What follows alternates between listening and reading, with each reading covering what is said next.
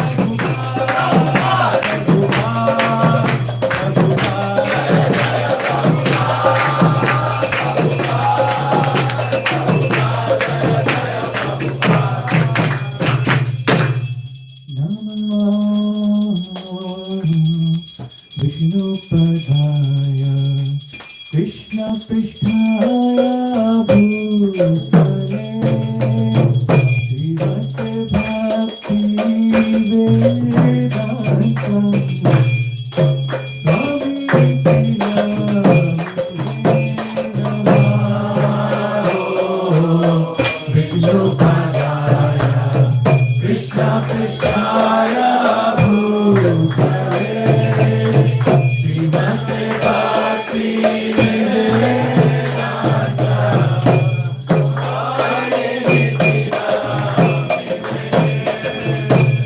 नमस्ते सरस्वती देवे गौरवाणी प्रचारिणे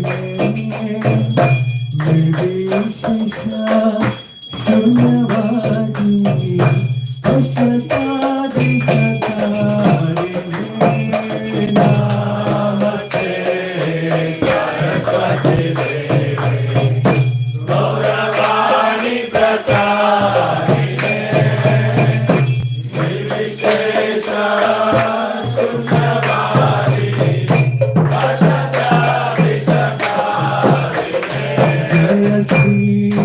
Krishna Chaitanya Prabhu Nityananda Shri Advaita Gadadhar Shivasadi Gaura Bhakta Veera Jaya Shri Krishna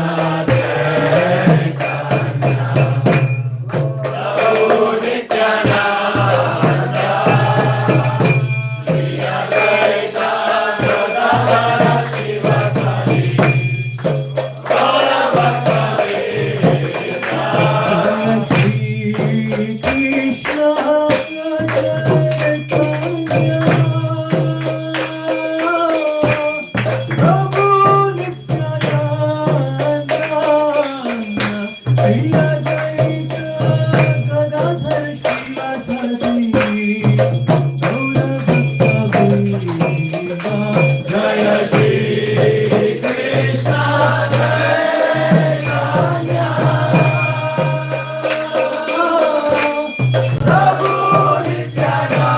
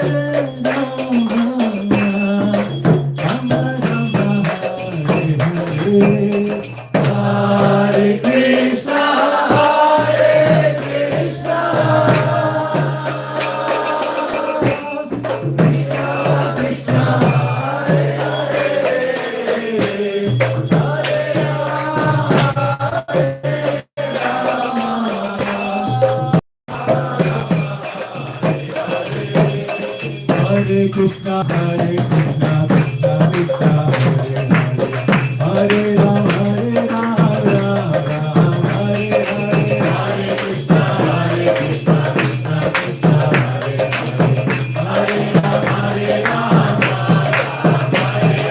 Hare Krishna, Krishna Krishna, Hare Hare, Hare Ram, Hare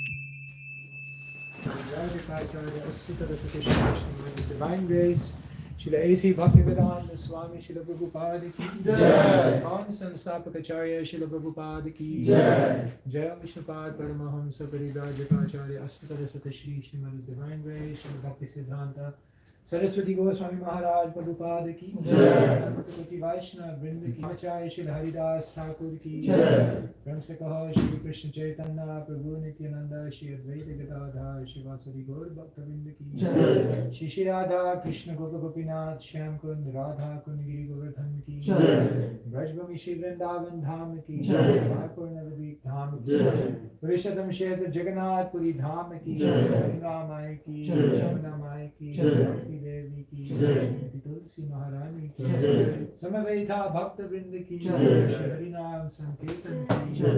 Jai Nitai Gaur Premanande.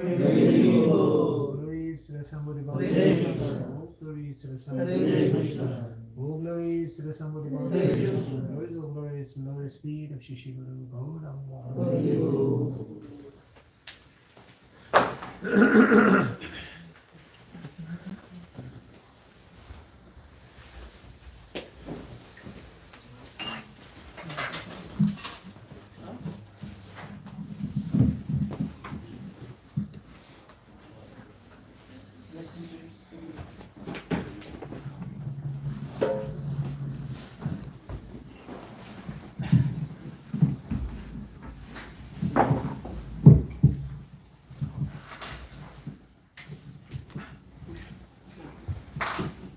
Ugram Veeram Mahavishnu Jalantam Sarvatomukham Narsingham Vishanam Bhadram Mritya Mritya Namamyaham. Ugram Veeram Mahavishnu Jalatam Sarvatomukham Narsingham Vishanam Bhadram Mrityo Namamyaham.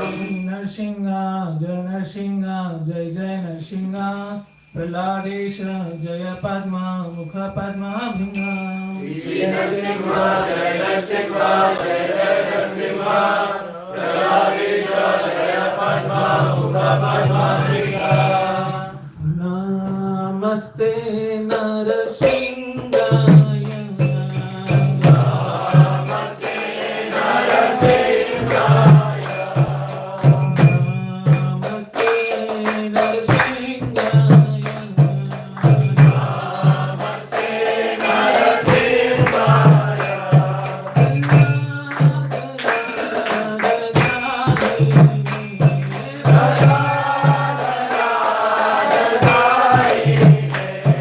Allah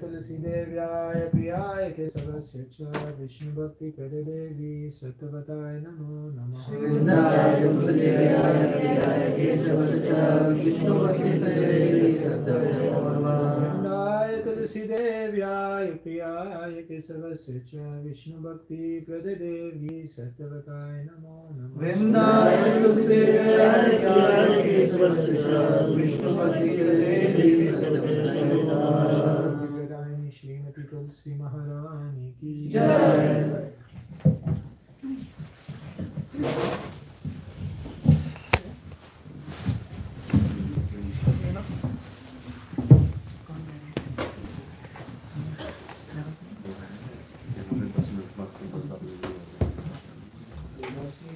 Krishna Prayasi Namo Namaha Tulasi Krishna Prayasi Namo Namaha Radha Krishna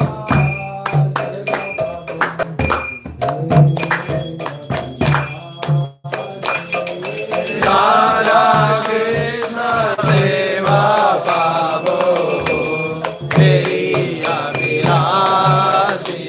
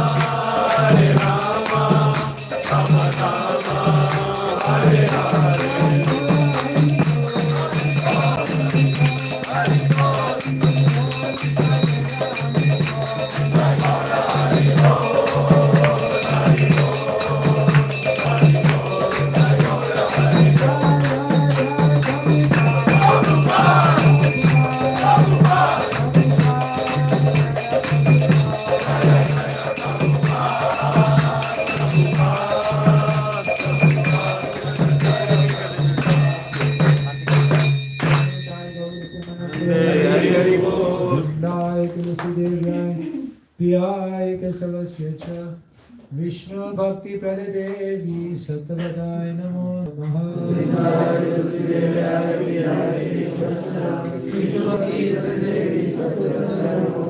वृंदाय तुलसी देव्याय प्रियाय केशवस्य च विष्णु भक्ति प्रदेवी सत्वताय नमो नमः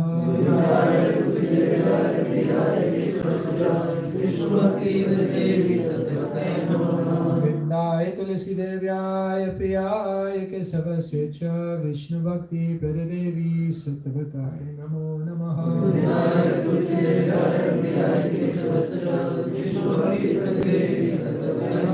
विष्णु भक्ति प्रदायिनी श्रीमती तुलसी महारानी की जय।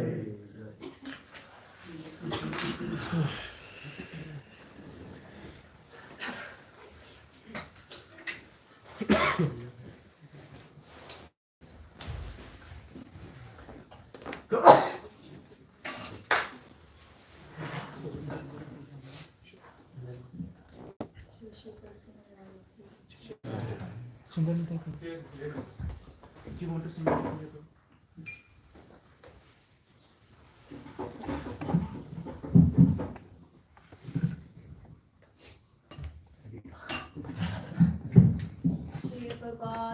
Jai.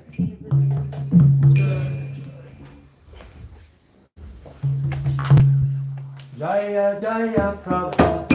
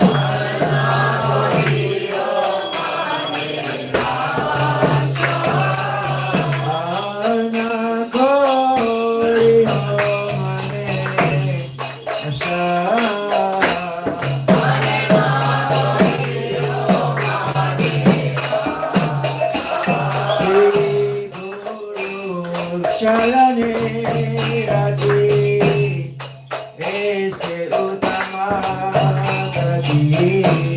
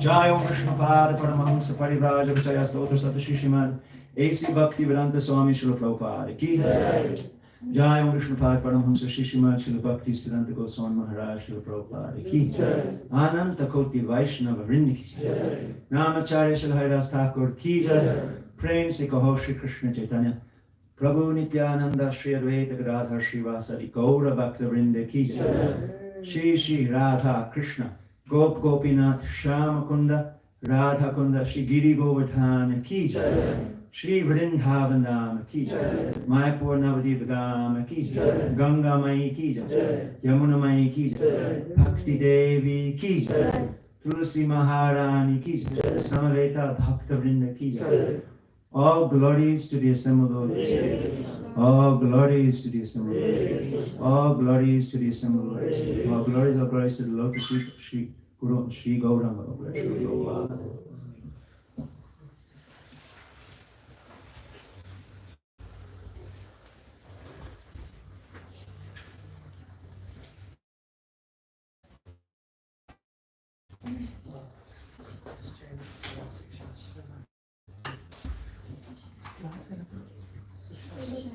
That is before chanting, but we are not chanting now.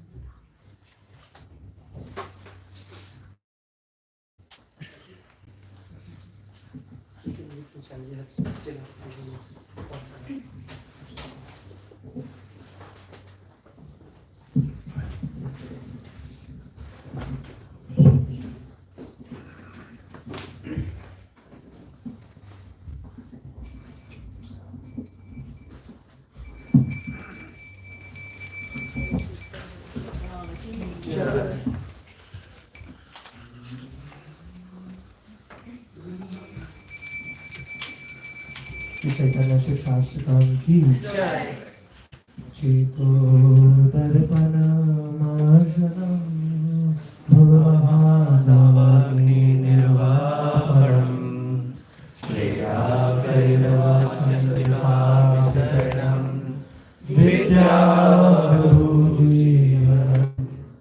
आनन्दं बुद्धिवर्धनम प्रतिफलम पूर्णामृतस्वादनम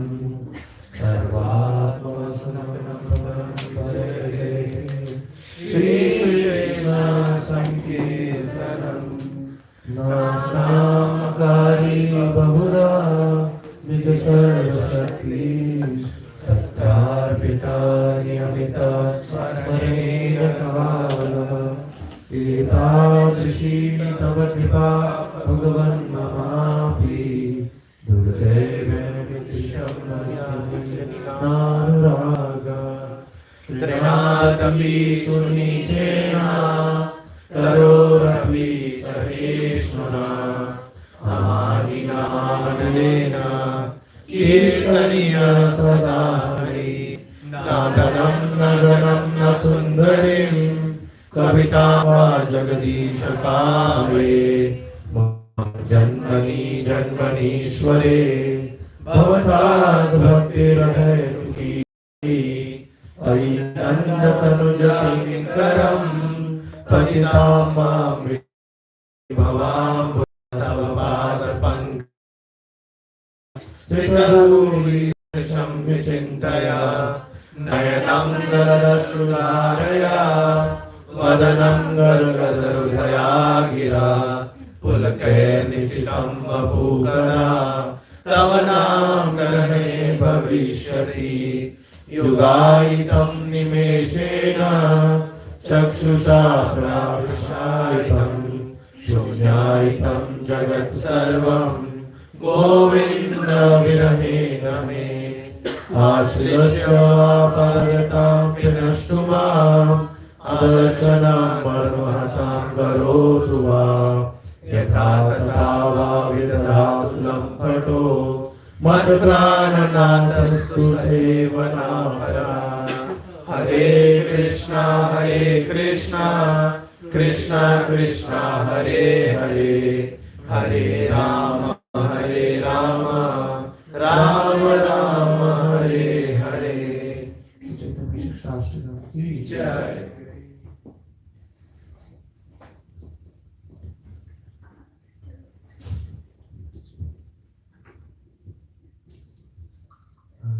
Offenses to the holy name.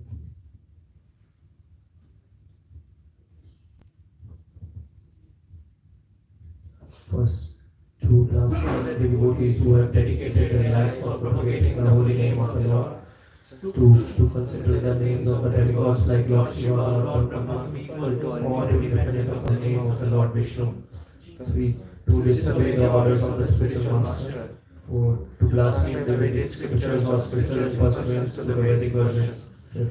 To consider the rules of chanting Hare Krishna to be an imagination. 6. To give some interpretation to the holy name of the Lord. 7. To commit sinful activities or strength of the holy name. 8. To consider the chanting of Hare Krishna as one of the auspicious ritualistic activities which are offered in the Vedas as spiritual activities. 9. To instruct a faithless person about the glories of the holy name. 10. To not have complete faith in the chanting of the holy name and to maintain material attachments even after understanding so many instructions on this matter.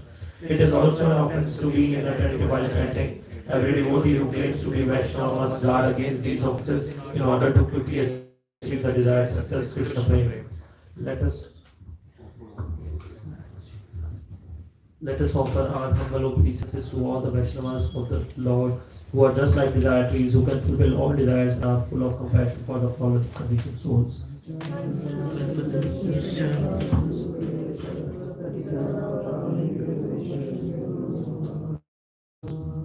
Ananta Koti Vaishnava. Jai. Hare Krishna, now we will be having class.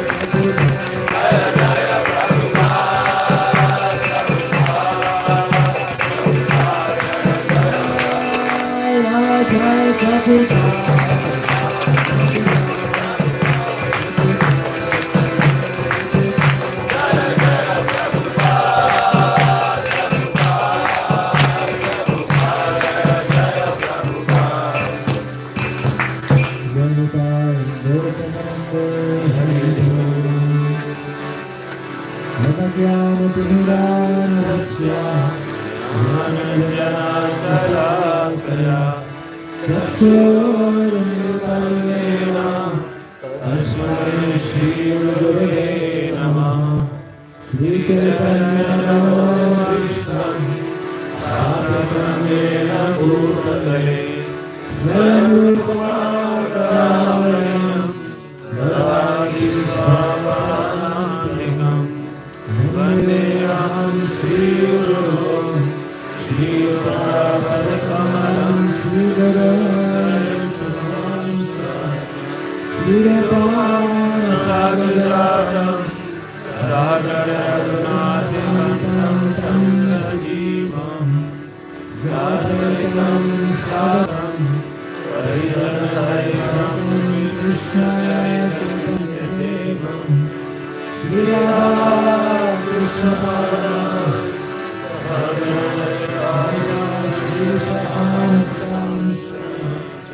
हे कृष्ण करुणा सिंधु दीनबंधु जगन्नाथे गोपेश गोपिकान्त राधा कांचन नमस्ते भक्तकांचन गौरी राधे वृंदावनेश्वरी विश्वभानुसुते देवी प्रणमामि हरिप्रिये नमस्कारगरुडस्य कृपासिन्धुभ्येव च पतितानां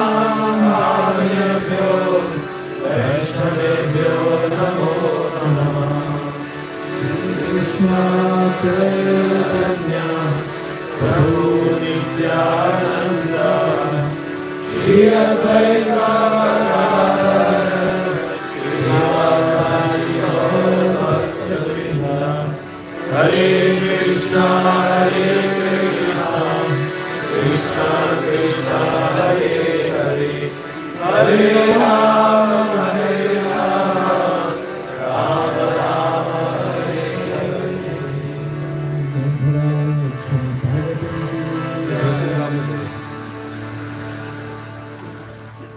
Om Namo Bhagavate Vasudevaya.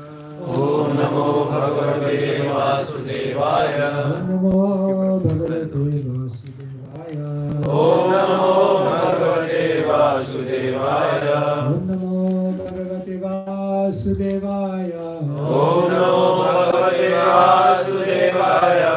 Om Namo Bhagavate Vasudevaya. Om Namo Bhagavate Vasudevaya. Hare Krishna. So thank you so much everyone for coming. This morning we're reading from Srimad Bhagavatam. And before reading from Srimad Bhagavatam, it may just be good to take some moments to reflect on why Srila Prabhupada brought the Srimad Bhagavatam to us. When Srila Prabhupada was leaving India, one person said to him, "Oh Swamiji, I heard you're going to America."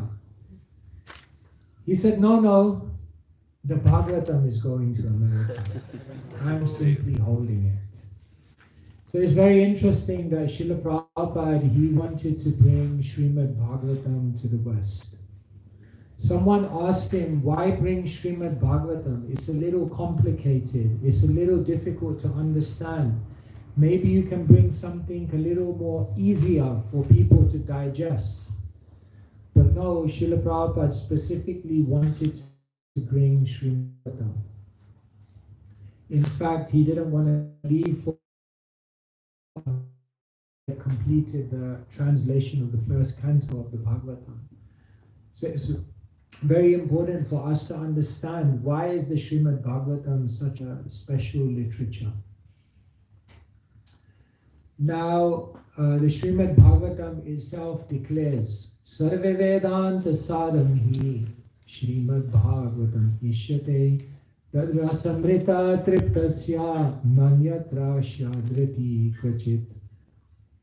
Sarva Vedanta Sadam Hi. If you want to know what is the Srimad Bhagavatam Ishyate, it can be contained and understood by reading Srimad Bhagavatam. Tad rasamrita triptasya. Once one has tasted Srimad Bhagavatam, na anyatra shyad rati kvachit. Their rati, their attraction, he understands how to relish Srimad Bhagavatam, then they will not look in any other place because they will be fully content. Now Srimad Bhagavatam, Jiva Goswami, who is the one who systemized all the philosophy of Sri Chaitanya Mahaprabhu, he is one of the most prolific authors in the history of the universe. In fact, it's said there's only one personality in the universe who wrote more verses than Jiva Goswami. Want to have a guess? Vyasadeva. That's pretty amazing. The only personality in the history of the universe who wrote more verses than Jiva Goswami is Vyasadeva himself, the compiler of the Vedic literatures. So Jiva Goswami was a prolific author. He said that he wrote over 400,000 verses. Just think about that for a second. Reading 18,000 verses of the Bhagavatam, reading it in itself is a task. Now think about writing 400,000 verses. That's what Jiva Goswami did. So, that's what Jiva Goswami did.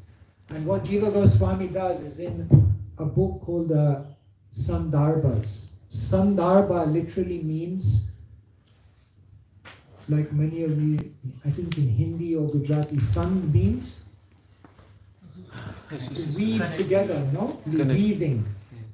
Like Jara Sand, isn't it? He was put together by the demon Jara. So Sandarbha literally means to weave. So Jiva Goswami writes a book, multiple books, the Sandarbhas, and what they do is basically they weave together all the verses, the most important conclusions and Siddhanta contained within Vedic literatures, and Jiva Goswami there presents the essence.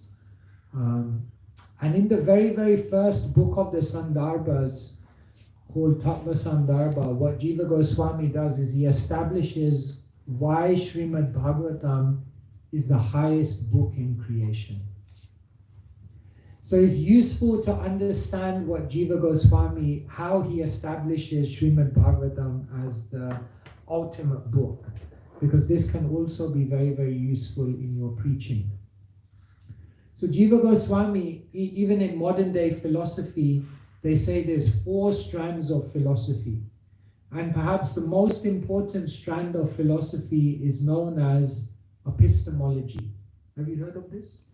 Epistemology means, how do you know what you know? In other words, even before thinking of what the knowledge is, first you have to establish, how do you find that knowledge? This is the first step to becoming knowledgeable.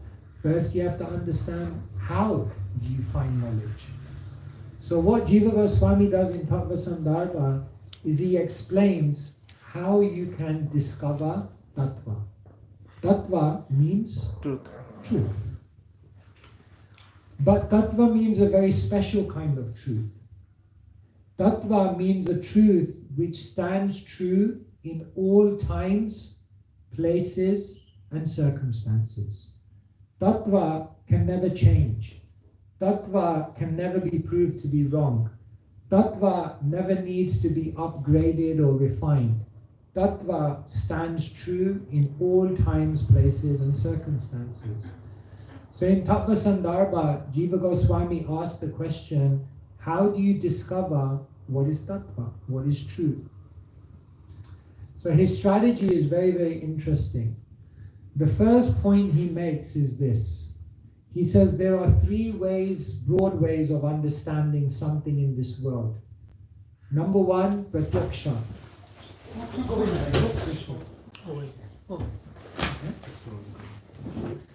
Slipped actually. Slip? नीचे बिछा दो.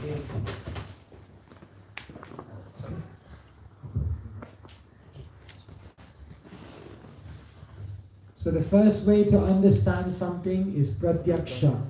You understand it by your direct sense perception. We have eyes, we have ears, we have a nose, we have different knowledge acquiring senses. So therefore the first step or the first way to understand something is through your own senses. And then Jiva Goswami says another way to understand something is through anuman, your logic, your mind. If A equals B and B equals C, then through our mind, even though we may not have seen it, we can conclude A equals C, because that logically makes sense. So he says anuman. Man means the mind and anu means to follow. So the word for logic in Sanskrit is literally anuman, to follow the mind. And then he says the third way to understand something is shabda. You understand it by hearing from someone who has more knowledge than yourself.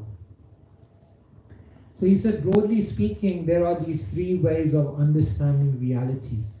And what he does through a series of arguments is he makes the point that if you try to understand reality through pratyaksha and anuman, ultimately you will not come to the highest conclusion. Why? Because the basic point is that your senses and your mind are limited. Right now we can't even see what's going on beyond this wall because our senses are limited.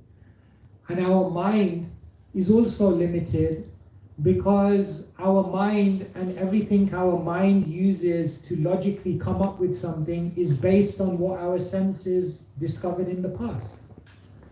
And so he says, if you really want to understand something in the deepest way, you have to hear it from someone who has a higher perception.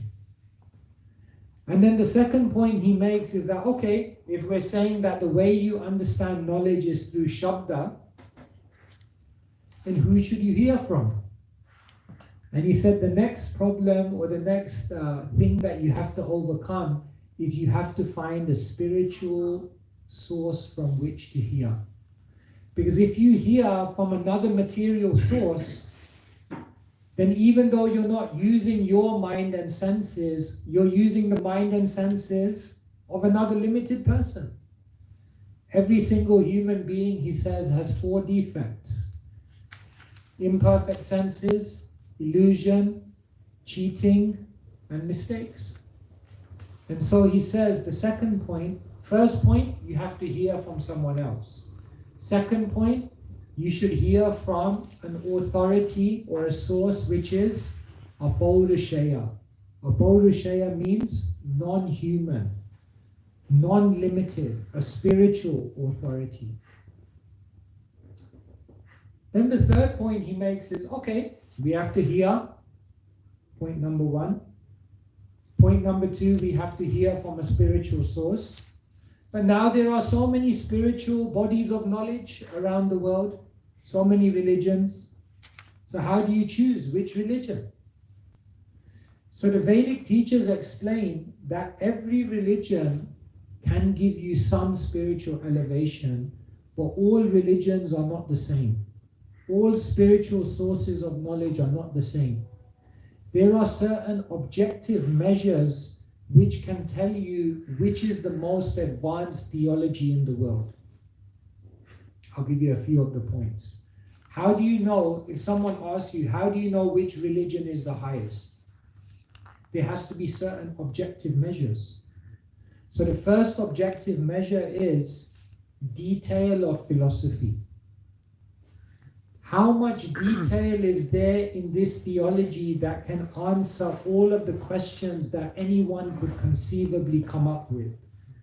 The most detailed theology is the most advanced theology. Another one, intimacy. Which theology explains God in the most intimate and in the most confidential way? That theology must be the most advanced theology. Number 3, which theology creates the most transformation in the practitioner? the theology which actually transforms the heart of practitioners in a profound way, that theology must be the highest theology. Number 4, accessibility. Which theology can be practiced by anyone from any level of consciousness? That theology must be the most advanced, because the most advanced theology allows for anyone and everyone to participate.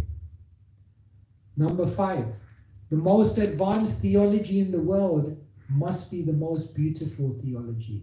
It must have the best poetry.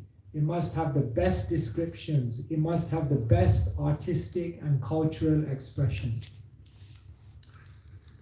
So now, if you look at all the religions in the world, and on these 5 factors, you begin to mark each theology on objective measure, on objective analysis, you will find that there's no theology in the world which is more advanced than the Vedic theology.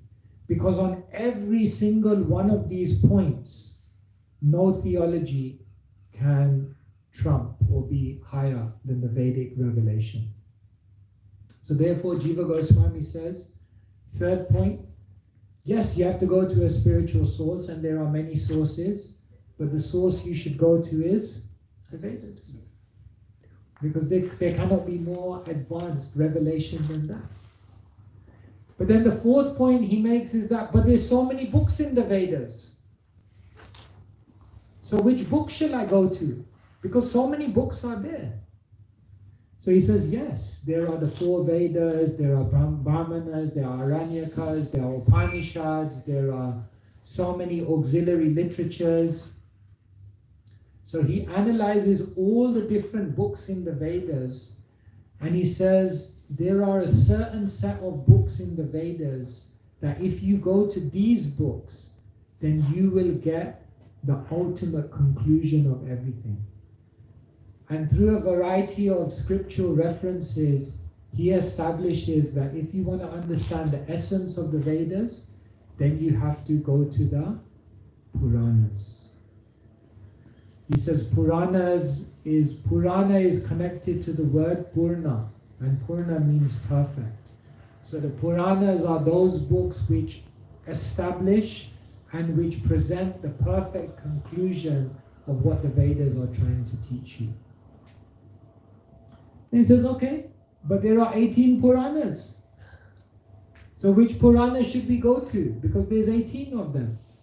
So then he says there are Puranas in Tamas, Puranas in Rajas, and Puranas in Sattva.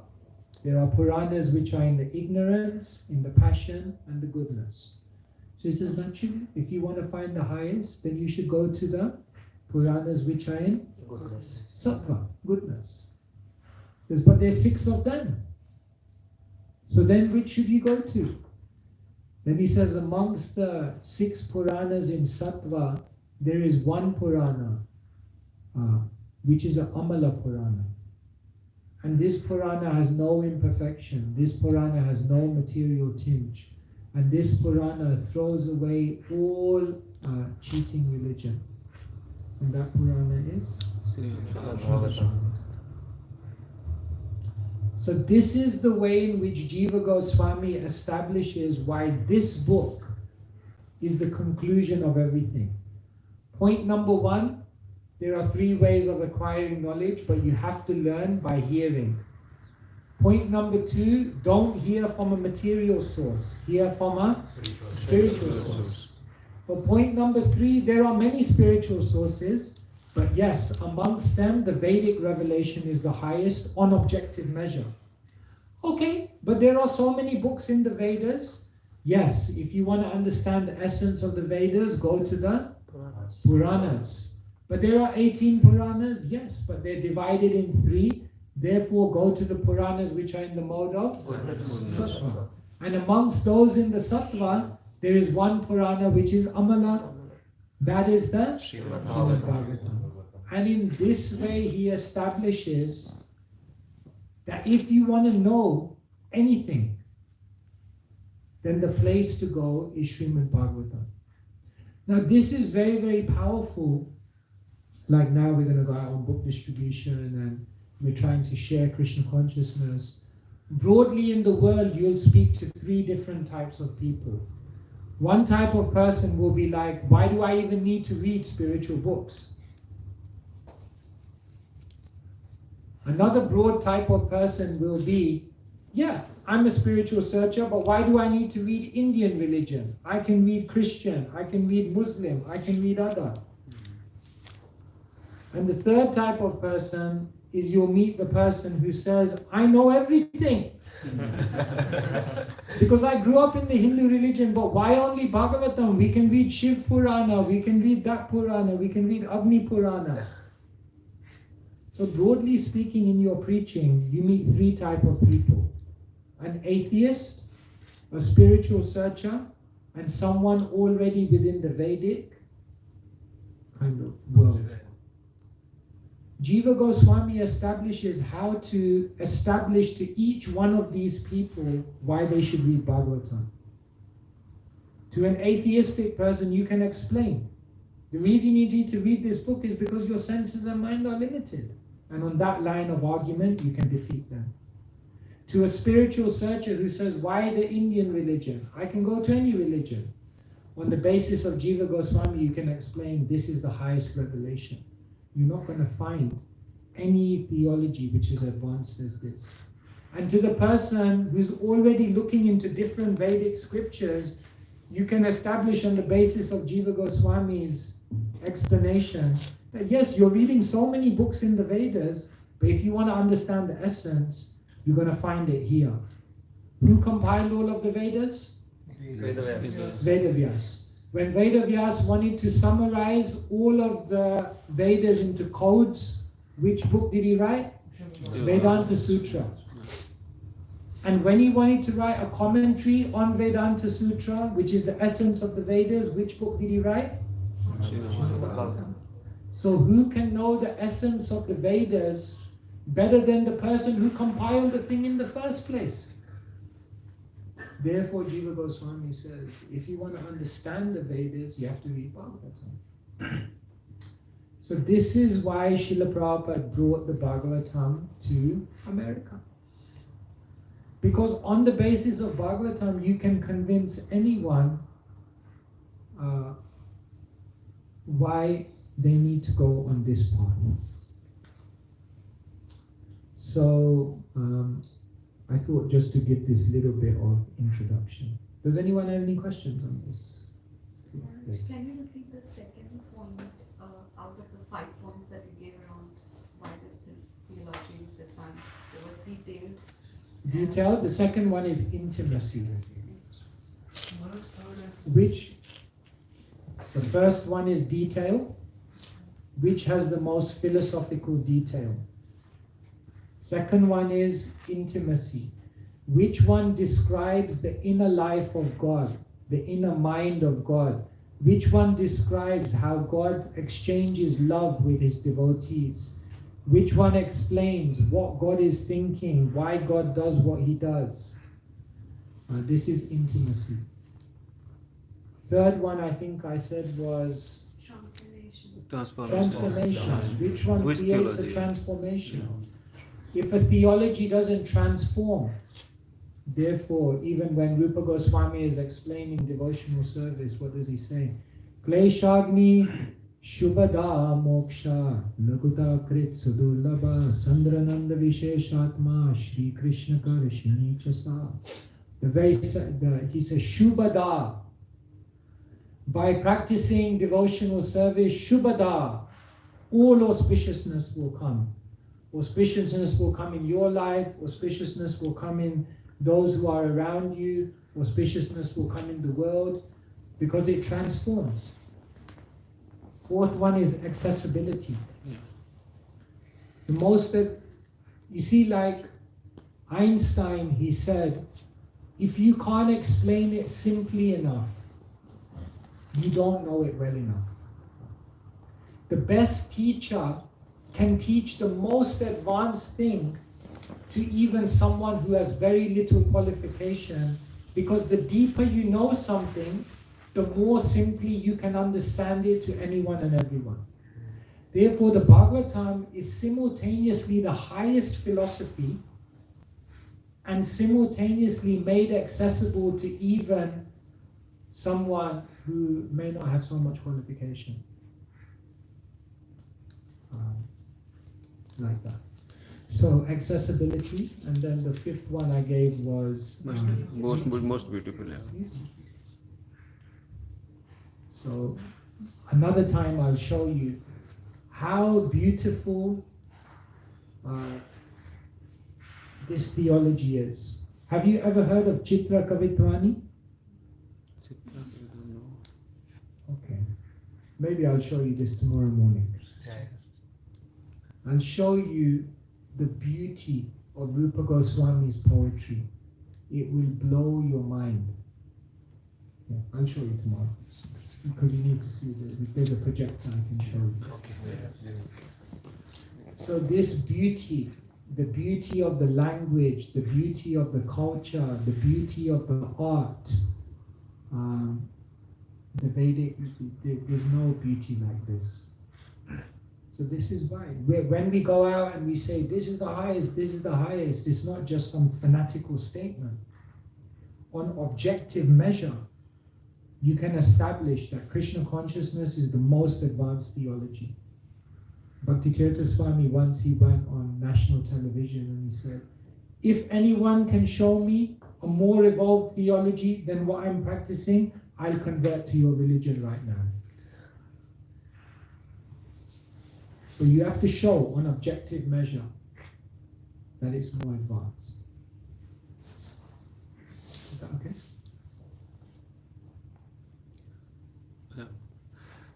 Thank you, Maharaj. Nice, beautiful class. Yeah. So, recently I went and many times basically not, Western people, like Indian people generally say, and Hindu as well, we say no, like Gita, Srimad Bhagavatam is like history. Someone is, written their philosophy, is not God. So how can, I think you answered most of the questions, but how can, reply in a, most humble way to, communicate that message? Yeah.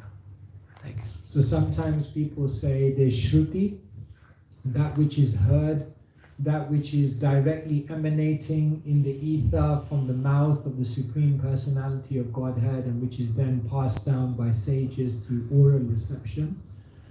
And then there is Smriti, that which is remembered by the sages, that which is then documented in histories like the Itihas, the Puranas, like that. So sometimes people make the argument that Shruti is somehow more authoritative than Smriti because this is just some stories, this is just some something that is written down by sages. The first thing to understand is that these sages who are writing these things down, they are in contact with the Supreme Lord. Rishi, the word Rishi comes from the Sanskrit word Drishya. Drishya literally means one who is seeing. So therefore a Rishi, like for example, it's explained that when Vyasadeva compiles Srimad Bhagavatam, then the language in which he's compiling it is Sanskrit, but in another sense is what we call Samadhi Bhashya, the language of trance. In other words, the sages, they are completely connected to the absolute truth. And therefore, when they write, it's non-different. Therefore, when, for example, when we talk about the 10 offenses to the holy name, then we say to blaspheme the Vedic literatures or literatures in pursuance of the Vedic version. Because the idea is that which is compiled by those who are pure is non-different than the Supreme Lord Himself. And therefore, Jiva Goswami also establishes, he says, Panchamo Purusho Veda, that the Puranas, the Upanishads themselves, the Chandogya Upanishad itself, says that the Puranas are the fifth Veda.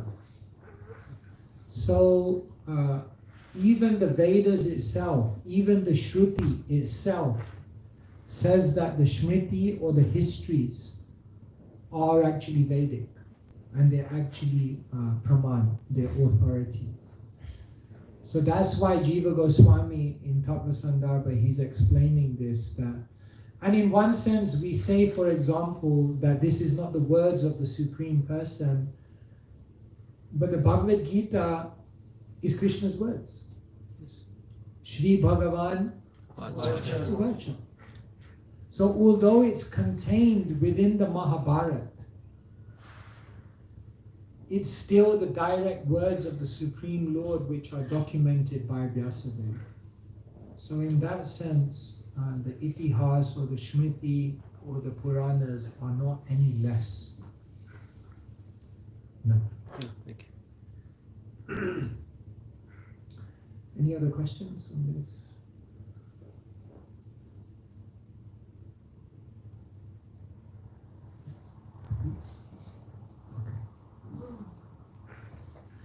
How are we doing for time? 7, 10, What time are we going to? 8. We go to 8? Okay. So shall I read a verse? Yeah. Okay, let's just read it. Please say stop. Stop.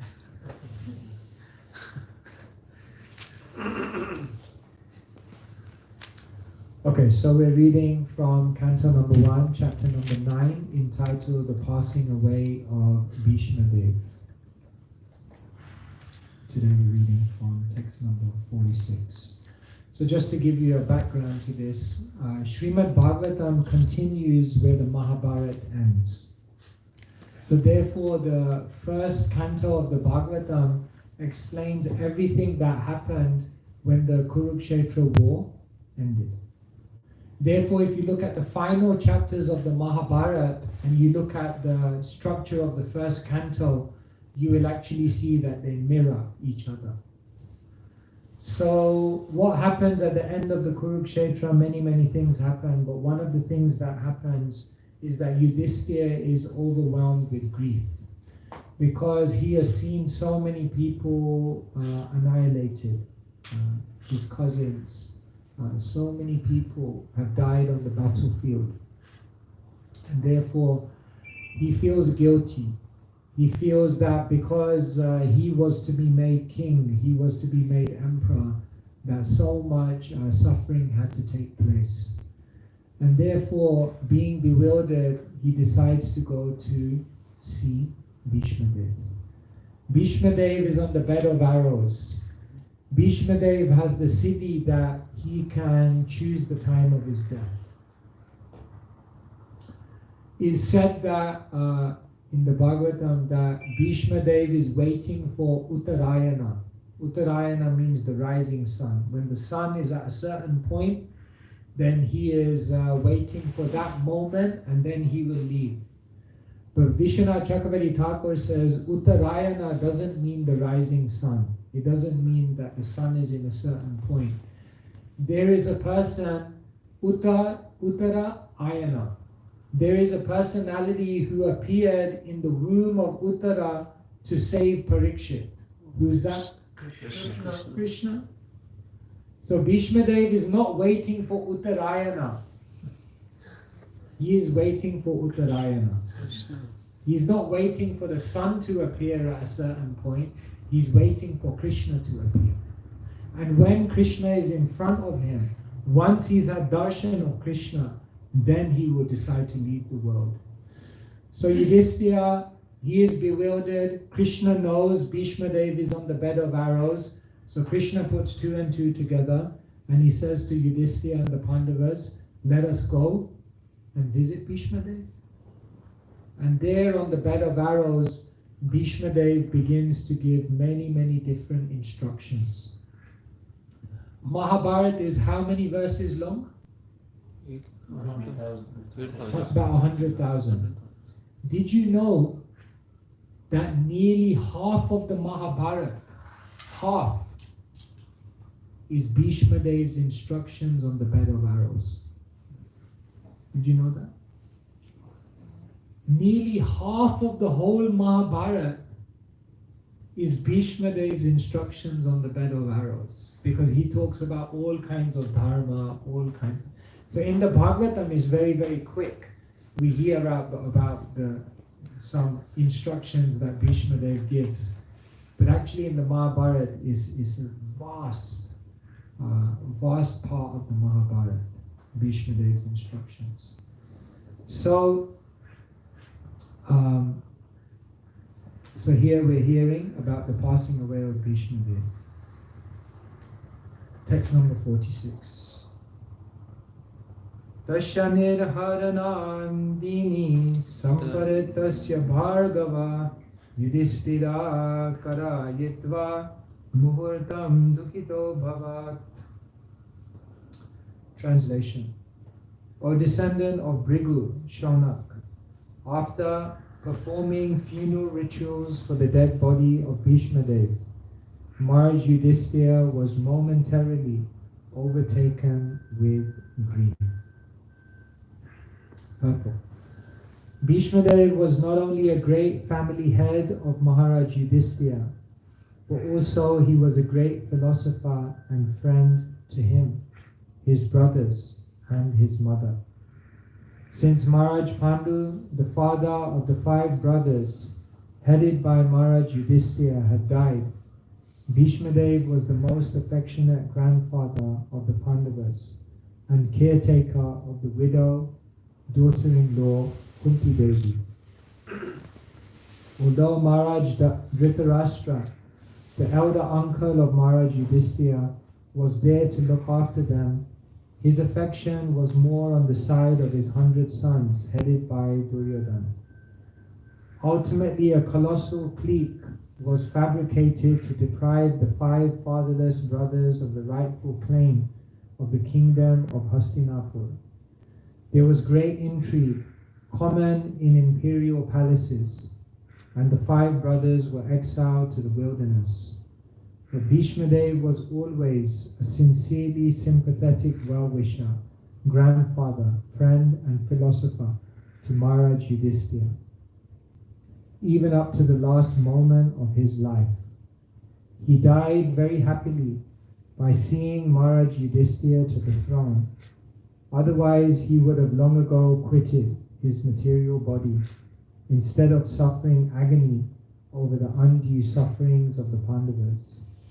He was simply waiting for the opportune moment, because he was sure and certain that the sons of Pandu would come out victorious in the battlefield of Kurukshetra, as his lordship Sri Krishna was their protector.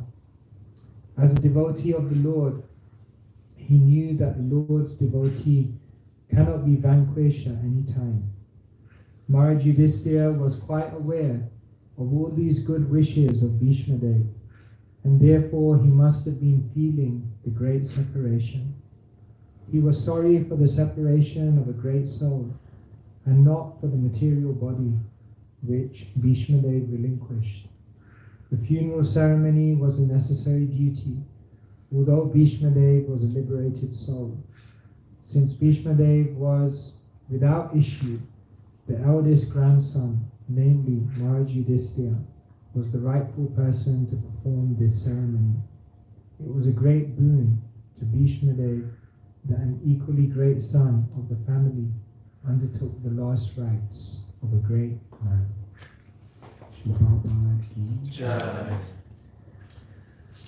So therefore it's explained that there are different Mahajans. Swayambur, Narada Shambur, Kumara Kapilo Manu, Pralado Janako Bhishmo, Balir Vayashikir Vayam. There are 12 personalities who are said to be authorities in Vedic literature. Swayambur, who's that? Who is Swayambhu? Lord Brahma. Swayambhu literally means born from himself, like in one sense he was born from the navel. So he had no conventional father in that way. Narada, Narad Muni, Nara, Narayan, Da, to give. Therefore Narada, one who is traveling around the universe, always giving Narayan to others. Shambhu, Shiva, it's explained in Bhagavatam, isn't it? Nimnaganam yatha Ganga, Devanam achito yatha, Vaishnavanam yatha Shambhu, Purananam idam tatha. Nimnaganam yatha Ganga, of all rivers, Ganga is foremost. Devanam achito yatha, of all the gods, Achyuta, Krishna is the foremost. Purananam idam tatha, of all Puranas, Bhagavatam is foremost. And Vaishnavanam, Yatha Shambhu, of all Vaishnavas, Shiva is considered foremost. Pralado, Pralad, isn't it? We say Bhakta Shiromani. Bhakta Shiromani. What is a Shiromani? Is a crest jewel, a crown jewel, isn't it? So to see, he is like the crown jewel, the crest jewel of devotees. Janak. Janak is mentioned in Gita. There's many stories of how Janak was such an advance. He said once all the sages came to Janak and they were wondering, we are all tyagis, we're all renunciates, but you're always glorified. We don't understand. You are a king, you have so many duties, you have so many dharmas, you have so many preoccupations, yet you're always glorified as such an advanced devotee. How are you able to think of so many things at once? He said, come back at lunchtime. I'll give you the answer. So all the sages came back at lunchtime, and so he said, please sit down, take prasad. So they all sat down in a row, and as they sat down, they looked above them, and above every single seat was a sword, and the sword was hanging on a thin piece of string. So now imagine you're taking prasad, and there's a sword above you hanging on a thin piece of string. So they looked at Janak, they said, what's this? He said, it's part of the decor, part of the design. Janak looked at them and he said, you already said I'm glorified as such a dharmic person, so would I do anything to hurt you? You relax, you just take prasad.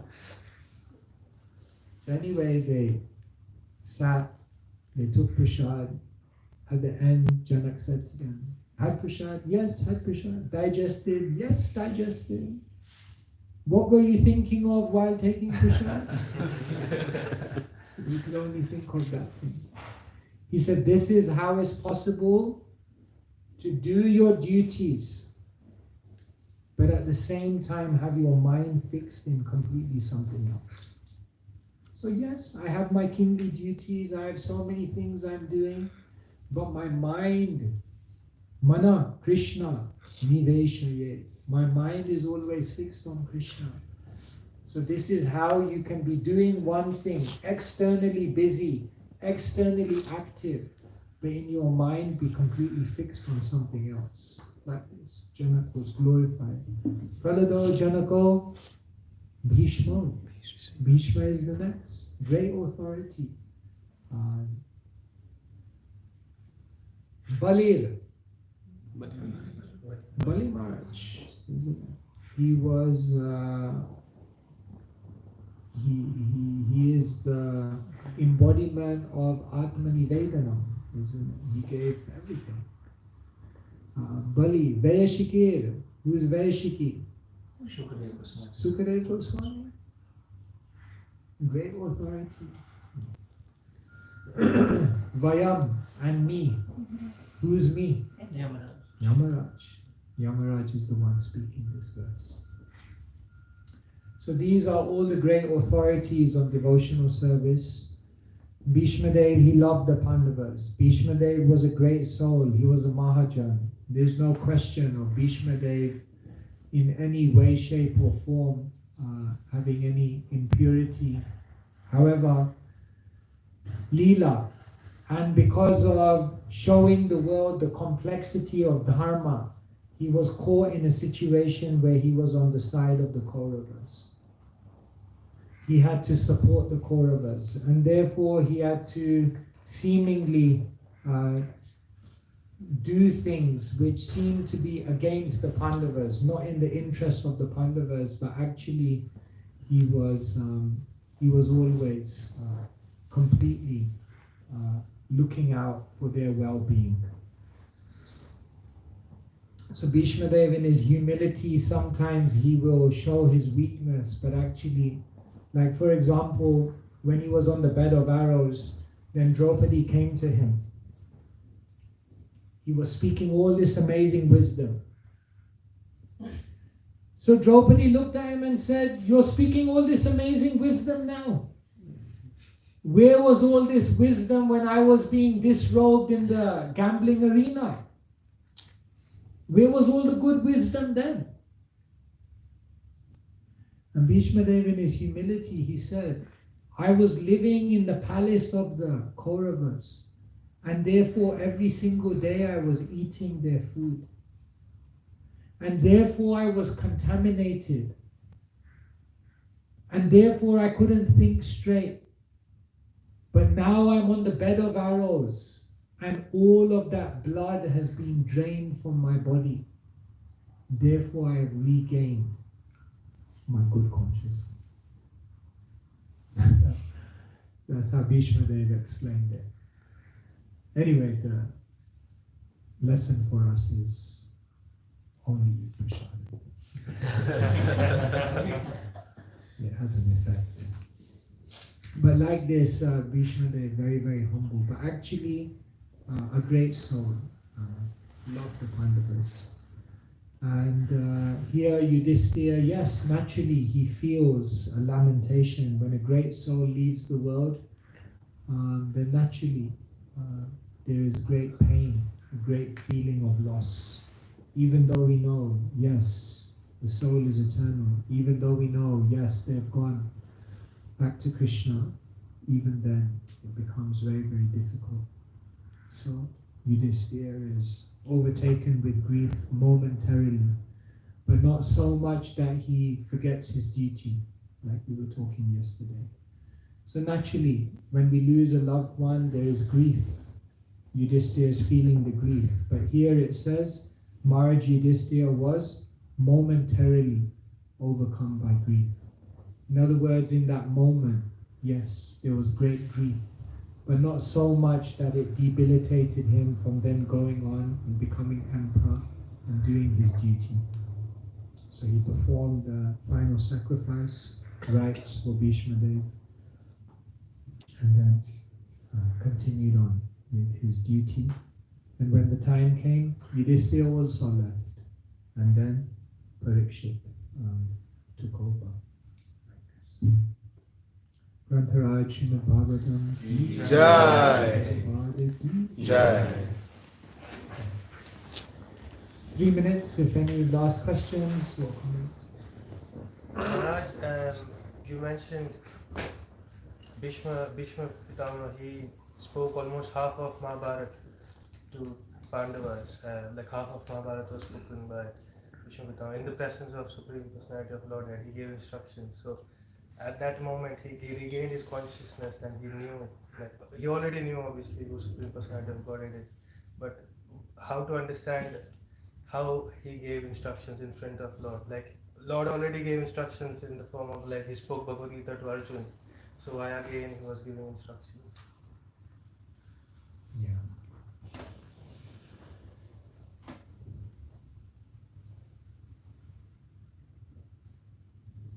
When Chaitanya Mahaprabhu travels to South India, then Chaitanya Mahaprabhu comes to Godavari. And there in Godavari he meets Ramananda Rai. And he says to Ramananda Rai, I am the sannyasi, I'm the Supreme Lord, but today you're going to give the class. And then Chaitanya Mahaprabhu asks him a question: what is the ultimate goal of life? Ramananda Rai begins speaking things and Mahaprabhu says, Eho bhaiya, age kaho aar. This is external, say something more, say something more. Like this, Chaitanya Mahaprabhu draws all of the philosophy out from Ramananda Rai. And later on, Ramananda Rai said, I am like a stringed instrument and you are like an expert musician. The sound seems to be coming from me, but actually it is your expert playing of me that is bringing out something good. So therefore, the devotee, Bhishma Dev, understands. Vedesha sarveda hameva vedyo. Krishna is here, he's the compiler of the Vedas, he knows everything. But still, because Krishna has asked him, Krishna has come with the Pandavas, and Krishna knows that the Pandavas are bewildered. Krishna knows that the Pandavas need direction. Krishna knows that they need to be trained in their dharma. Therefore, Krishna encourages Bhishma Dev, and Bhishma Dev as a service then speaks to the Pandavas like that.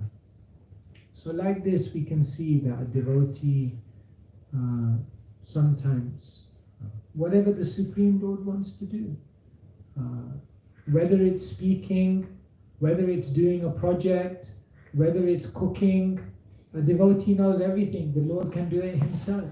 It doesn't need me. But when the devotee gets an opportunity to serve, then the devotee becomes very, very enthusiastic to take advantage. And so, on the order of Krishna, he spoke. Thank you. Okay, I think we can finish here. Thank you so much, Srila Prabhupada. Jai. स्वयं भगवान केशव महाराज की जय।